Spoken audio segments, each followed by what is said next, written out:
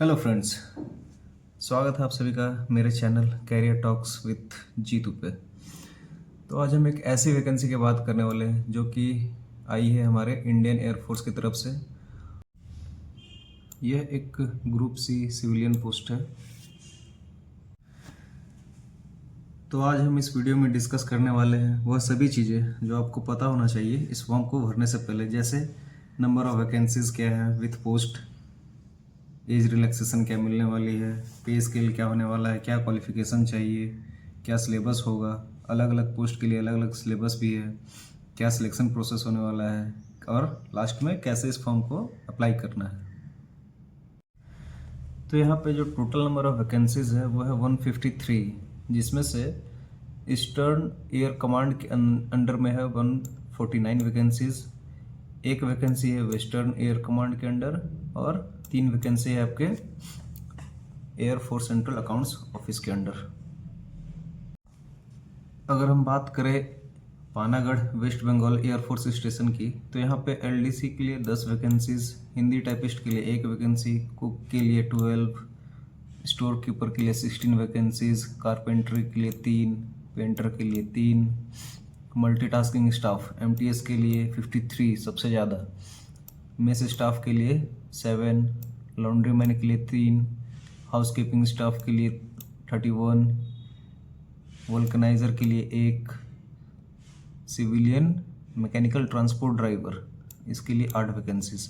तो कुल मिलाकर के हो जाते हैं ये 148। और तेजपुर आसाम एयरफोर्स स्टेशन के लिए सिंगल वैकेंसी है जो कि है एलडीसी के लिए।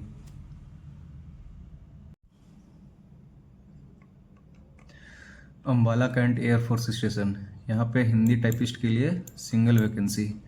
Then AFCAO Subroto park New Delhi, यहाँ पे एलडीसी के लिए नंबर ऑफ वैकेंसीज है 3। तो इस प्रकार टोटल नंबर ऑफ वैकेंसीज होती है 153। और यहाँ पे आप देख सकते हैं कैटेगरी वाइज भी यहाँ पे दिया हुआ है कि कौन से कैटेगरी के लिए कितने नंबर ऑफ वैकेंसीज हैं। आगे बढ़ते हैं। रिजर्वेशन, यहाँ पे रिजर्वेशन देखने को मिलेगा ST SC OBC economically weak sections के लिए, फिजिकली डिसेबल्ड पर्सनस के लिए रिजर्वेशन दिया गया है। एज लिमिट आपका होना चाहिए 18 से 25, मतलब आपका एज 18 और 25 साल के बीच होना चाहिए। एज रिलैक्सेशन कैसे कैसे दिया गया है, 3 साल दिया गया है OBC कैंडिडेट्स के लिए, 5 साल दिया गया है ST SC कैंडिडेट्स के लिए, और additional 5 years in case of physically handicapped belonging to ST SC। अगर आप फिजिकली डिसेबल्ड हैं और अगर आप ST SC कैटेगरी से बिलोंग करते हैं तो आपको एक्स्ट्रा 5 साल का यहाँ पे रिजर्वेशन और दिया गया है। सेम वैसा ही अगर आप OBC से हैं और अगर आप फिजिकली डिसेबल्ड हैं तो आपको 3 साल का रिलैक्सेशन और मिलेगा। कुछ एक्स सर्विसमैन के लिए है। बात करते हैं आगे, क्वालिफिकेशन क्या रिकॉर्ड होगा, क्वालिफिकेशन क्या होगा, पे स्केल क्या होगा। तो अगर बात करें एलडीसी के लिए, लोअर डिविजनल क्लर्क के लिए, तो यहाँ पे लेवल 2 का पे स्केल देखने को मिलेगा। आपका 12th कंप्लीट होना चाहिए किसी भी एक रिकॉग्नाइज्ड बोर्ड से। आपका 35 वर्ड पर मिनट स्पीड होना चाहिए इंग्लिश में, या फिर 30 वर्ड्स पर मिनट स्पीड होना चाहिए हिंदी में। सेम वैसे ही हिंदी टाइपिस्ट के लिए लेवल 2 का पे स्केल, 12th कंप्लीट होना चाहिए आपका किसी भी रिकॉग्नाइज्ड बोर्ड से। इसमें भी 35 वर्ड्स पर मिनट इंग्लिश में, या फिर 30 वर्ड्स पर मिनट इन हिंदी में स्पीड चाहिए, टाइपिंग स्पीड। सेम वैसे ही अलग अलग पोस्ट के लिए, जैसे store keeper, driver, cook, painter, carpenter, ये सब के लिए लेवल 2 का पे स्केल रहने वाला है। और इसमें जैसे एसेंशियल है, जैसे स्टोर कीपर के लिए, तो इसमें क्लास 12th होना चाहिए आपका किसी भी रिकॉग्नाइज्ड यूनिवर्सिटी से, बोर्ड से। और इसमें एसेंशियल्स मतलब इसमें होना चाहिए कि आपको स्टोर हैंडल करना आना चाहिए। वैसे ही अलग अलग पोस्ट का अलग अलग क्राइटेरिया है, ये आप देख लीजिएगा। Lastly housekeeping staff, laundry man, mess staff, multitasking staff और वल्कनाइज़र के लिए, इनके लिए लेवल 1 का पे स्केल होने वाला है और ये रहा उसका इसेंशियल्स क्या क्या उसके लिए रिक्वायर्ड होगा, तो आप देख लीजिएगा। तो अभी तक अगर आप मेरे चैनल को सब्सक्राइब नहीं किए तो सब्सक्राइब कर लें, ताकि ऐसा ही वीडियोज़ आपको और देखने को मिले सबसे पहले, और एक लाइक भी कर दें। तो बात करते हैं सिलेक्शन प्रोसेस क्या होने वाला है। तो उसके लिए सबसे पहले आपको इस फॉर्म को फिलअप करना पड़ेगा, किस पोस्ट के लिए अप्लाई कर रहे हैं, name, father's name, date of birth के लिए आपको यहाँ पे बर्थ सर्टिफिकेट अटैच करना पड़ेगा, परमानेंट एड्रेस, करस्पॉन्डेंट एड्रेस, अगर आप ST SC OBC बिलोंग करते हैं तो सेल्फ अटेस्टेड सर्टिफिकेट भी अटैच करना पड़ेगा, एजुकेशन क्वालिफिकेशन, जैसे अगर आपने 12th कर रखा है तो 12th का पासिंग सर्टिफिकेट अटैच करना होगा, और भी अगर कुछ आपने किया है तो उसका सर्टिफिकेट चाहिए होगा इसमें। देन इस एप्लीकेशन फॉर्म को फिलअप करके यहाँ पे अपना एक सेल्फ अटेस्टेड फोटोग्राफ चिपकाना है। देन इस फॉर्म को आपको पोस्ट करना है दिए हुए एड्रेस पे। जैसे अगर आप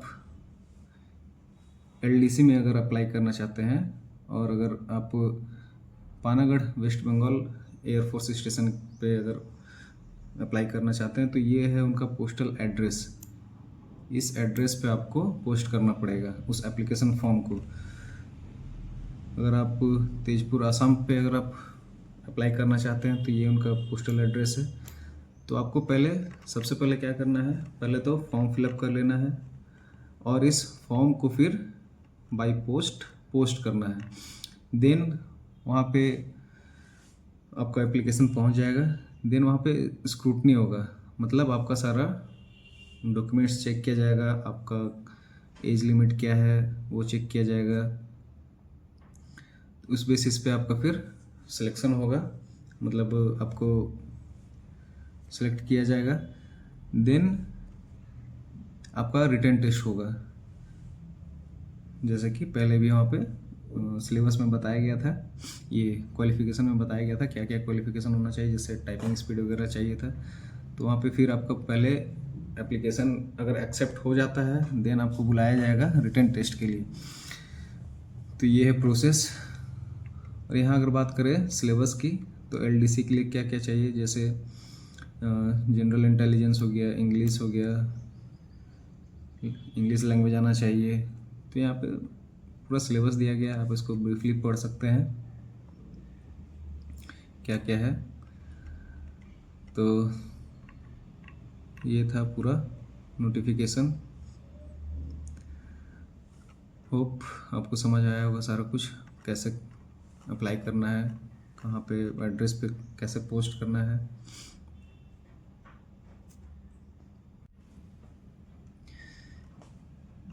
ये पूरा नोटिफिकेशन आपको डिस्क्रिप्शन में मिल जाएगा, आप चाहे तो वहाँ से डाउनलोड कर लेना और इसे एक बार अच्छे से पढ़ लेना। और ऐसे ही जॉब रिलेटेड वीडियोस पाने के लिए अभी सब्सक्राइब कर ले। धन्यवाद।